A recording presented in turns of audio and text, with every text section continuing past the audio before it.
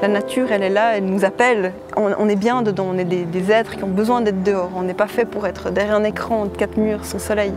Donc je pense que c'est très très très important de donner ce goût-là aux enfants.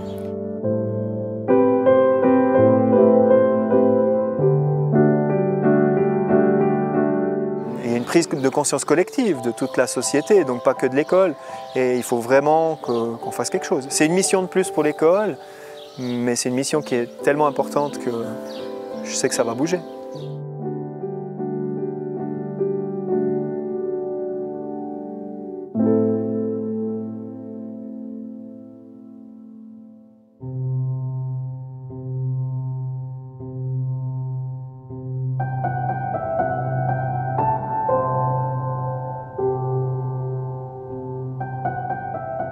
Je suis biologiste de formation, j'ai travaillé dans la génétique des plantes, du coup voilà, j'ai un côté où j'aime être dans les jardins, autour des plantes, j'ai eu cette envie de jardin. Il y a aussi le secteur PSPS et puis le centre culturel de Grand-Veynes qui avait envie de faire un jardin. Et on a surtout eu aussi la ville qui nous a mis un terrain à disposition et qui a rendu ce projet possible.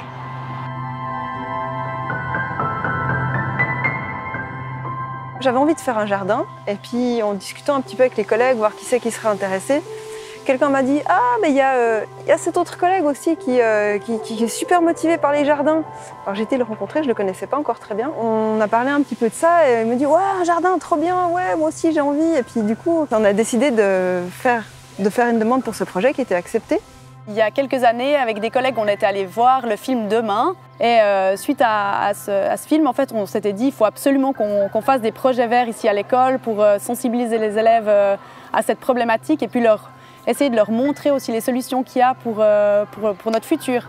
Et puis on s'est dit qu'on allait essayer de se regrouper sous ce qu'on appelle la commission verte, mais qui n'est pas une vraie commission officielle, et qui fait qu'on arrive à promouvoir quelques activités autour de projets nature, des petits projets nature.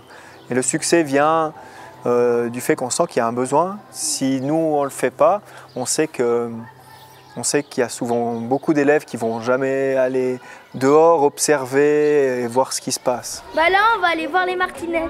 Non, les hérissons. Les hérissons. Donc là, on va aller voir les hérissons. Ouais. Un hérisson, est-ce qu'on aurait une chance de le voir en pleine journée? Non. Alors comment est-ce qu'on peut faire pour voir s'il est passé par là? Oui. Bah, on peut voir des traces par terre. On peut essayer de voir des traces par terre, mais c'est pas facile. Pour faciliter la tâche pour voir des traces, eh ben on peut mettre un petit tunnel qu'on peut fabriquer soi-même. Hein. Là, celui-là, il est en carton plastifié, mais on peut en fabriquer un en bois. Et puis, qu'est-ce qu'on va faire dedans pour être sûr que le hérisson il passe par là? On met des insectes. On peut mettre qu'est-ce qu'il mange, ouais, il mange des petits vers secs. Et puis qu'est-ce qu'il aime aussi le hérisson, c'est comme les chats. Les poils. Les croquettes du chat. On va voir nous qu'est-ce qu'on a trouvé. Alors, déjà les croquettes, elles ont été mangées. Les enseignants, ça apporte beaucoup de plaisir de voir les élèves qui vont trouver de l'intérêt dans ce qu'on a envie de partager. Parce que je pense que si on a nous-mêmes une passion ou un plaisir là-dedans, ça se transmet facilement.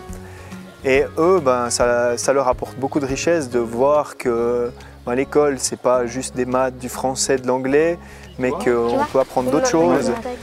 Alors ce coup-ci, il me semble qu'on n'a pas eu un hérisson, mais peut-être plutôt un chat. Un chat. Mais moi, je vous donne d'autres feuilles qu'on a fait une autre fois, mais moi j'ai fait des photocopies. Là, on voit qu'il y a plein de traces. Ouais. Il y a 5 doigts. 5 doigts. 5, ouais. Donc il y a des chances que ce soit un chat. Un hérisson. Un hérisson peut-être. Hein, ça fait comme une petite... Ce qu'on a fait, c'est qu'avant d'aller présenter le projet, on a vraiment réfléchi à ce qu'on voulait. Pour être vraiment arrivé avec un projet clair, on a regardé des exemples, on a été prendre des photos, on s'est un peu renseigné sur ce qui se faisait ailleurs. Et après, on a vraiment monté un dossier qu'on était présenté d'abord à notre direction, qui a trouvé le projet super, qui ensuite l'a transmis à la commune. On n'a pas eu tellement à se battre ou à convaincre. C'est un projet qui est tellement porteur par lui-même que les gens sont contents de l'accueillir, j'ai l'impression.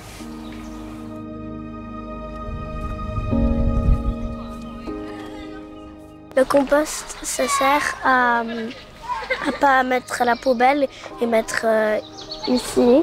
Comme ça, les petits animaux ils vont décomposer et cette terre, on pourra la mettre dans des autres potagers pour que les plantes elles peuvent pousser.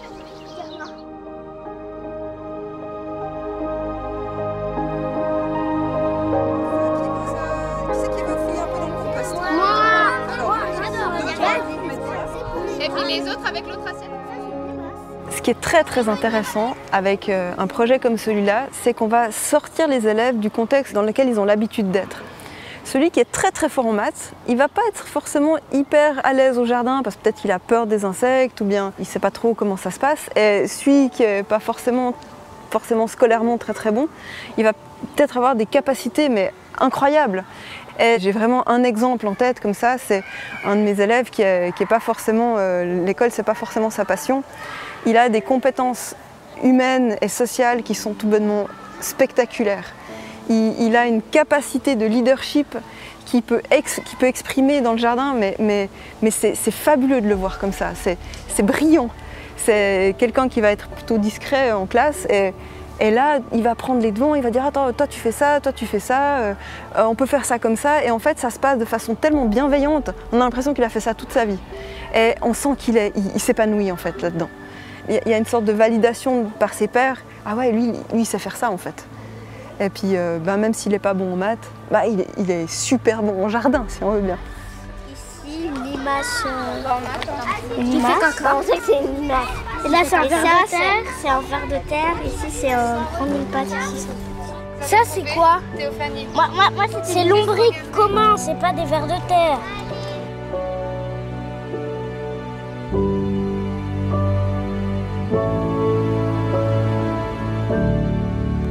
Carl, c'est le chef. Donc c'est le chef pomme de terre. Donc tu t'occupes, d'accord? Tu vas avec le panier, tu me mets qu'il y ait une pomme de terre tous les environ 30 cm. Et nous après on met. Tu les distribues, d'accord? Parce que là on les a fait germer, comme ça elles ont déjà démarré. Donc ça c'est à mettre délicatement dans la terre, d'accord? Pour qu'on puisse se faire, on va faire quoi l'année prochaine? On va cuisiner des frites. Des frites. J'ai appris que les patates, avec une patate, on pouvait en faire plusieurs.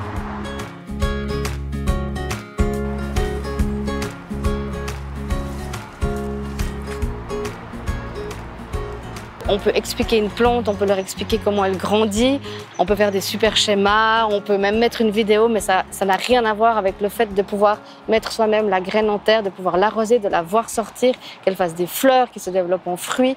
Enfin, voilà, c'est un outil merveilleux pour moi et pour mes collègues. Un outil concret qui grandit. Et une chose que j'aime beaucoup, c'est que quand on arrive au jardin, on ne sait pas ce qu'on va découvrir. On ne sait pas quel insecte il y aura, on ne sait pas quelle fleur se sera développée. Et puis du coup, faut s'adapter. Et puis c'est la nature qui nous guide un peu là-dedans. Il s'appelle Roger. Ouais, il s'appelle Roger. Hein. Regardez, c'est tout mignon. C'est Robert le dictionnaire.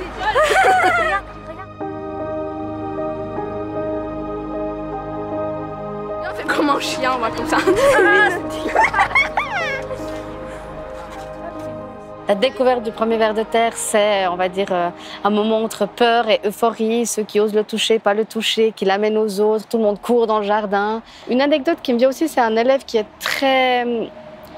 très agité en classe, pour, on va dire, diverses choses qui lui sont très personnelles. Il doit vraiment se contenir en classe. Et puis, une fois, j'ai dit, bon, là, voilà, c'est trop compliqué. Venez, on sort tous au jardin. Les autres élèves savent la situation et puis l'acceptent très bien. Et quand il arrive au jardin, il dit, madame, là, j'en peux plus. Qu'est-ce que je peux faire? Je dis, va à l'autre bout du jardin et puis lâche tout. Et il était à l'autre bout du jardin. Je pense qu'il a hurlé pendant 15 minutes. Il a pris des herbes et au bout d'un moment, il a dit, ah, merci, madame, ça va mieux. Donc voilà, le jardin, c'est aussi un moment où on peut se décharger, on peut sortir des choses, on peut rire, on peut courir, on peut parler plus fort. J'en attends beaucoup pour tous les élèves qui ont des besoins particuliers, qui tiennent mal dans une classe, qui ont des troubles de l'attention par exemple, et qui réussissent bien mieux leurs apprentissages lorsqu'ils sont dans un contexte extérieur que lorsqu'ils sont confinés à leur place de travail. Ça change aussi nos rapports en tant qu'enseignants et je sais pas, souvent c'est un peu la même chose au travail manuel, quand on construit quelque chose, on commence à papoter et puis donc on raconte un peu des choses et puis on partage, je sais pas, ce qu'on a fait ce week-end et puis c'est une autre façon de rencontrer nos élèves en fait. Ça bonifie les relations.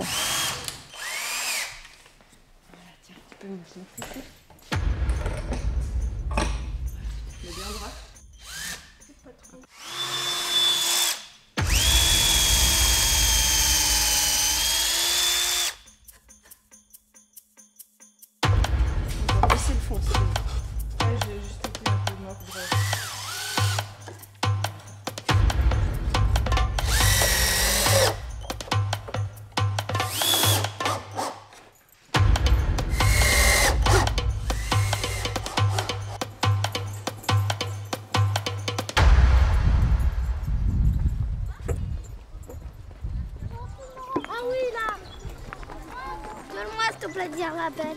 Non. S'il te plaît, viens. Ah, on laisse Lia aussi. Attends, Baptiste, C'est quoi comme petites abeilles qui viennent dedans? Tu sais, toi, tu te rappelles? des abeilles solitaires. C'est des abeilles solitaires, exactement, des abeilles maçonnes. Tu peux la mettre là. Tu vas rentrer dans les petits trous comme ça. Ah ouais, pour aller rentrer là. Ah oui. On pourra remplir qu'une seule case. Et on a bientôt fini les enfants. C'est à serre que les abeilles, elles viennent pour qu'elles habitent. Comme ça, c'est bien pour le jardin. Parce qu'elles vont venir butiner sur les fleurs pour faire les légumes.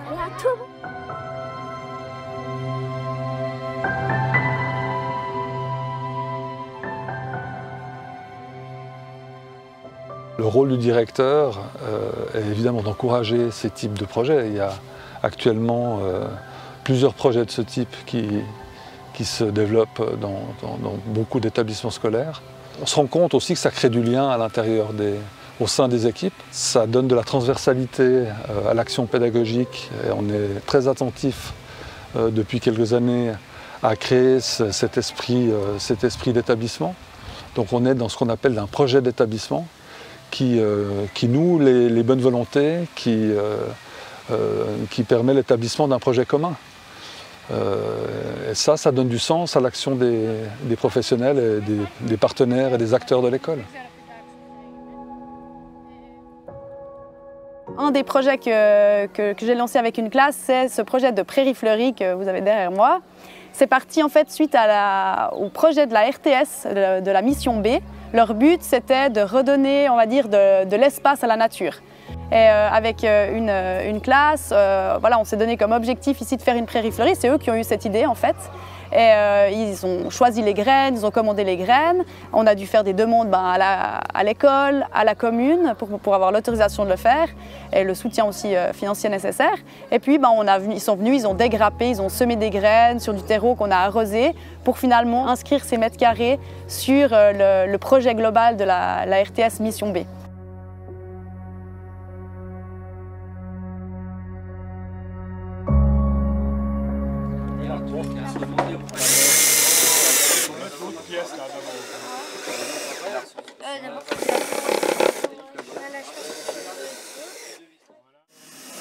Excellent. Ils arrivent au bout. J'arrive au bout.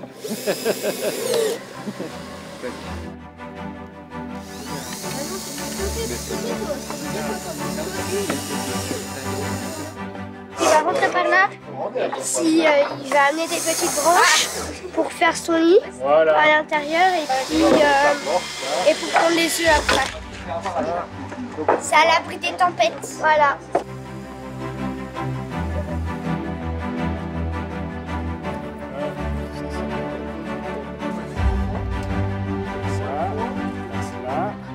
C'est quelque chose pour pouvoir tenir le nid pour que ce soit plus facile. Il aura juste à mettre un peu les brindilles puis il pourra se poser tranquille. Hop, là. Appuie un petit peu, tu peux l'aider, tu peux appuyer dessus.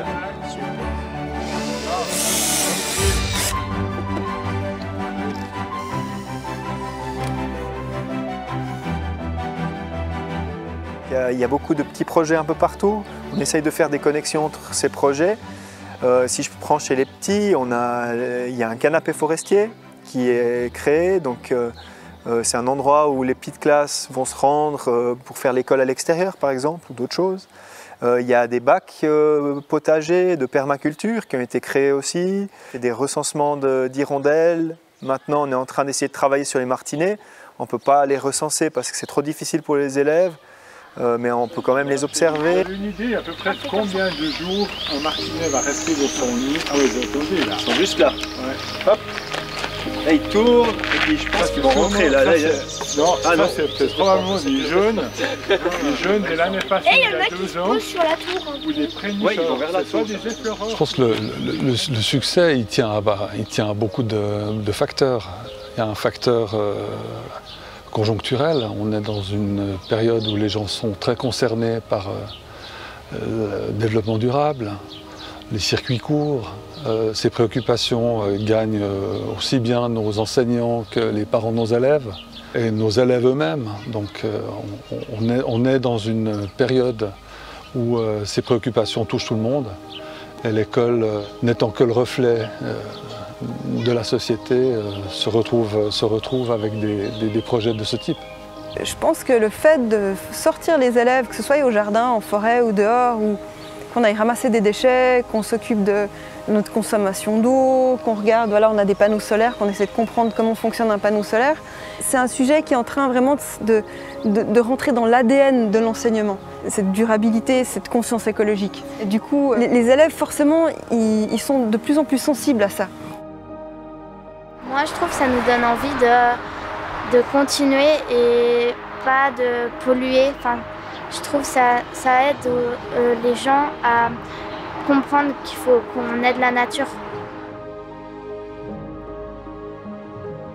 Savoir déjà le temps que ça prend pour faire pousser, on va dire, des végétaux, pour les entretenir, le fait qu'il faut respecter tout ce qu'il y a autour.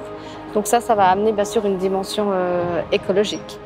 La nature, c'est où il y a de l'oxygène, c'est où on a commencé à vivre. C'est comme ça, si on n'a pas de nature, on meurt tous. Donc il faut aimer la nature comme elle est. Les adolescents qui ont compris, par exemple, les manifestations, ils viennent vers nous et disent « mais purée, on fait quoi maintenant ?» On voit bien tout ça, mais on fait quoi? Ils sont demandeurs. Et les petits, ils sont des fois outrés. Pourquoi les adultes, ils polluent notre terre? Il y a vraiment ce mouvement qui est en train de se mettre en route.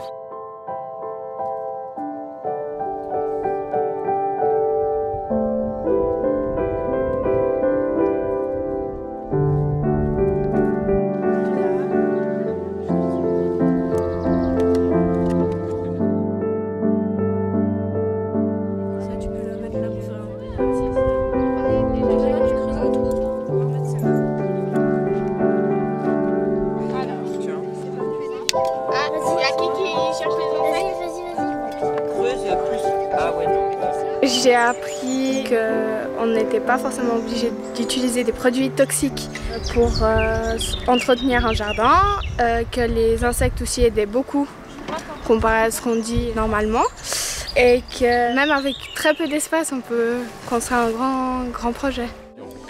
Là, on a planté des tomates, une tomate, pardon. Là, encore une tomate, des colrages ici, ça c'est des bourraches. Si on ne vient pas leur parler de ça quotidiennement ici à l'école, suivant le milieu social d'où viennent les élèves, mais personne ne le fera. Et je jette la pierre à personne. Hein. C'est difficile de nouer les deux bouts. On a d'autres préoccupations, se demander mais d'où vient la courgette qui est dans mon assiette. Donc du coup, nous, on peut jouer ce rôle, il faut que l'école le joue. Le développement durable, c'est vraiment dans les objectifs du PER. Donc c'est vraiment très important qu'on puisse transmettre ces valeurs aux élèves. Le temps est compté, on ne peut plus attendre sur 2 ou 3 générations pour faire ces démarches. Il y a vraiment une urgence et ça doit devenir une priorité. Que ce soit la direction, que ce soit la commune, que ce soit les enseignants, que ce soit les enfants, que ce soit les parents, que ce soit les voisins, que ce soit tout ce qui peut graviter autour, tout le monde a à y gagner. Il faut le faire parce qu'on y croit, on a envie de le faire. Et qu'on est prêt aussi à donner un peu de son temps. Et ça contribue en fait à véhiculer aussi une image positive de l'école. On s'occupe de ce qu'il faut s'occuper maintenant.